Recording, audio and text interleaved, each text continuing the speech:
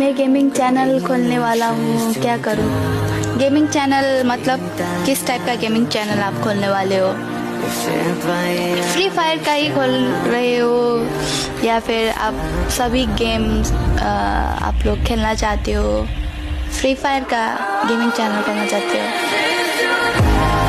Gaming channel खोल के ही नहीं होता है, कंटिन्यूटी दे सकते हो, अच्छा कंटेंट दे सकते हो तो करो, नहीं तो थोड़ा मुश्किल है अभी गेमिंग कम्युनिटी में ग्रो करना। अगर कर लिया तो फिर सही है।